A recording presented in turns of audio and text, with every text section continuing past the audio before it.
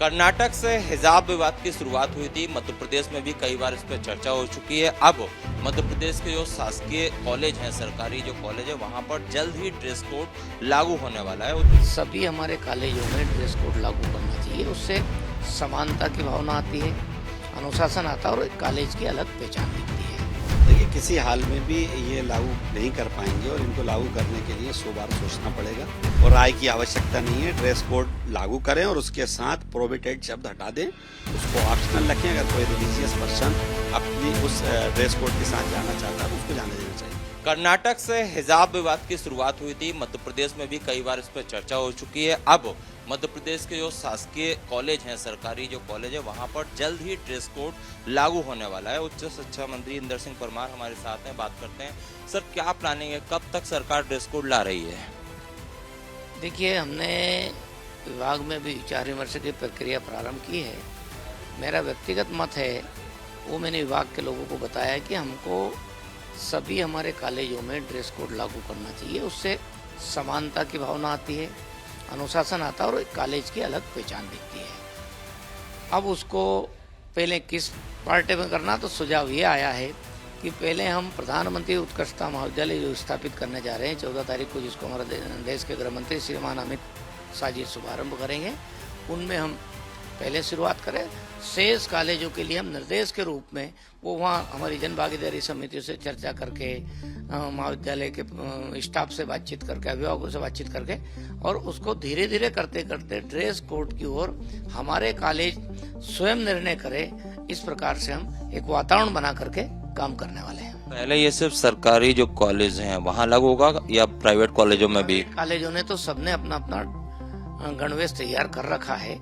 ज्यादातर में गणवेश तैयार कर रखा, अच्छी यूनिवर्सिटियों में, प्राइवेट में गणवेश तैयार रखा। जो कुछ भी है वो सरकारी व्यवस्था में है, इसलिए सरकारी व्यवस्था के लोगों को भी, विद्यार्थियों का भी हम मानक बनाने के काम करेंगे कि हमारे कॉलेज का भी एक ड्रेस कोड हो। मानक बना रहे हैं तो ड्रेस कोड में होता है पैंट शर्ट होता है, बेल्ट होता है। महिलाओं की, लड़कियों की बात करें तो सलवार कुर्ता और ये सब चुनरी होती है। तो इसी में एक हिजाब जुड़ जाता है। जो मुस्लिम वर्ग की महिलाएं हैं, अगर वो हिजाब पहनकर कॉलेज आती हैं तो उन्हें आने दिया जाएगा या नहीं? हम ऐसा गणवेश तय करेंगे जिसपे किसी वर्ग को कोई आपत्ति नहीं होगी। यही हमारा मुख्य उद्देश्य है कि एक सर्व स्वीकार्यता बनी रहे।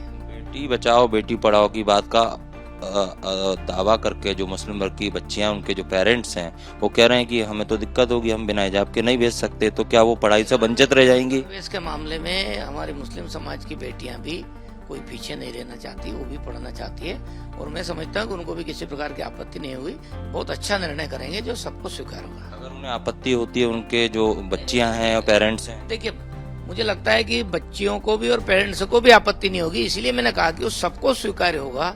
इस प्रकार के गणवेश पर हम विचार करेंगे ताकि हमारे कॉलेजों का वातावरण अच्छा बना रहे और एक अनुशासन का भाव पूरे प्रदेश के सभी कॉलेजों में दिखे।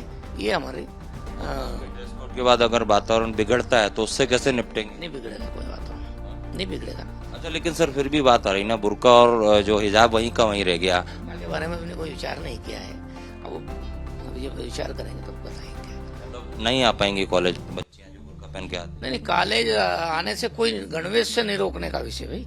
ये तो सबकी स्वीकार्यता के साथ में गणवेश तैयार कर रहे हैं। उसमें किसी को कॉलेज आने से, कॉलेज रोकने से गणवेश का कोई संबंध नहीं होगा। उस सबको समानता का भाव बनाने के लिए हम विश्वास पैदा करके निर्णय को लागू करेंगे। फीडबैक ले रहे हैं आप? पेरेंट्स और बच्चे भी शामिल हैं क्या उसमें? मुस्लिम वर्ग बच्चे भी शामिल होंगे, अभिभावक भी शामिल होंगे और हमारा जो सिस्टम है, मतलब प्रोफेसर है, वो तो सब लागू है ही सही। तो उच्च शिक्षा मंत्री इंदर सिंह परमार साफ तौर पर कह रहे हैं कि ड्रेस कोड जल्द लागू किया जाएगा। सबसे समानता का भाव है, इसके लिए विचार लिए जा रहे हैं, लेकिन अभी भी थोड़ी सी कंफ्यूजन की स्थिति हिजाब और बुर्के को लेकर बनी हुई है। मध्य प्रदेश सरकार ड्रेस कोड सरकारी कॉलेजों में लागू करने वाली है। इसकी शुरुआत पीएम श्री एक्सीलेंस कॉलेज से होने वाली है। हमारे साथ कांग्रेस विधायक आरिफ मसूद जी हैं, हम उनसे बात करते हैं। आरिफ जी, जो उच्च शिक्षा मंत्री हैं वो कह रहे हैं कि ड्रेस कोड लागू होने वाला है और कहीं ना कहीं फिर मुद्दा वही आ जाता है कि ड्रेस कोड में हिजाब और बुर्के का जिक्र छिड़ता है, जो कर्नाटक से विवाद शुरू हुआ था। अब अगर यहाँ पर ड्रेस कोड लागू होता है और अगर उसमें हिजाब नहीं होता है तो आपका क्या मत है इस पर? देखिए, किसी हाल में भी ये लागू नहीं कर पाएंगे और इनको लागू करने के लिए 100 बार सोचना पड़ेगा। और या फिर एक चीज स्पष्ट करना पड़ेगी कि ये संविधान से चलाना चाहते हैं या खुद की मर्जी से चलाना चाहते हैं। कॉन्स्टिट्यूशनली 29 और 30 हमको राइट्स देता है कि हम अपने रिलीजियस के साथ अपनी उसके साथ ड्रेस कोड को अपना सकते हैं। और अभी खुद ही विधानसभा अध्यक्ष महोदय ने संविधान की किताब बांटी है, अभी बांटी है सत्र में। तो इंदर सिंह परमार जी ये बता दें कि ये जो संविधान की किताब विधानसभा अध्यक्ष महोदय ने सभी सदस्यों को दी है, तो ये उसका पालन करेंगे या उससे बाहर जाएंगे, ये बता दें। लेकिन हमने उनसे सवाल किया, वो कह रहे हैं कि हम लोगों से राय ले रहे हैं, शिक्षा विभाग से जिले स्तर पर राय ले रहे हैं, अभिभावकों से भी राय ले रहे हैं। अगर हमने पूछा कि अगर मुस्लिम बच्चे जो पढ़ते हैं या उनका अभिभावक विरोध करते हैं तब क्या, तो वो कह रहे हैं कि नहीं, हम ऐसा निर्णय लेंगे कि सबकी भावनाओं का ध्यान रखा जाए, लेकिन स्पष्ट तौर पर कुछ नहीं बता पा रहे हैं। अगर वो सबकी राय ले रहे हैं तो उनको सबकी राय से बेहतर है कि कॉन्स्टिट्यूशन जो दिया हुआ है बाबा साहब का वो बहुत बेहतर है और राय की आवश्यकता नहीं है। ड्रेस कोड लागू करें और उसके साथ प्रोहिबिटेड शब्द हटा दें, उसको ऑप्शनल रखें। अगर कोई रिलीजियस पर्सन अपनी उस ड्रेस कोड के साथ जाना चाहता है तो उसको जाने देना चाहिए। उनका कहना है जो उनका मूल उद्देश्य है वो है समानता, बच्चों में एक जैसा ड्रेस कोड रहेगा तो ठीक रहेगा, लेकिन हिजाब कोई पहन के आता है ना, समानता है ना, हिजाब का कलर रहने देना, कलर करेगा ना बच्चा, वो कलर में बांध के आएगी लड़की, उसमें क्या बुराई है। अच्छा जी के वो बहुमत में 163 सीटें उनकी, अगर वो ले ही आते हैं, ऐसा फैसला कर ही देते हैं सरकारी कॉलेजों से शुरुआत, तो आप लोग क्या करेंगे, क्या डिमांड रखेंगे, कहाँ तक जाएंगे, कैसे लड़ाई लड़ेंगे और हलाल में रहेंगे और लड़कियों को उनका हक दिलाएंगे। उनकी पढ़ाई से वंचित उनको थोड़ी रखने देंगे। उनकी पढ़ाई उनकी जरूरी है, उस पढ़ाई के लिए जहाँ तक भी लड़ना पड़ेगा उनके लिए लड़ेंगे। सरकार के खिलाफ कोर्ट जाएंगे? बिल्कुल जाएंगे, क्यों नहीं जाएंगे, पहले भी गए थे, सुप्रीम कोर्ट से पहले भी डायरेक्शन आ चुका है इस मामले में।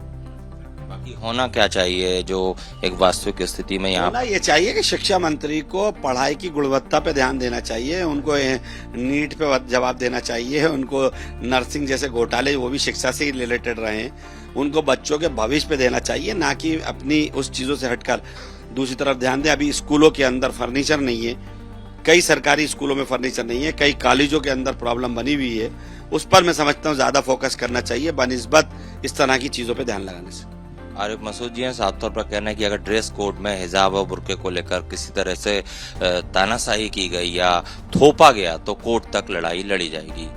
कैमरामैन संजय अंकिल के साथ Satya Vijay Singh, republic media network, Bhopal.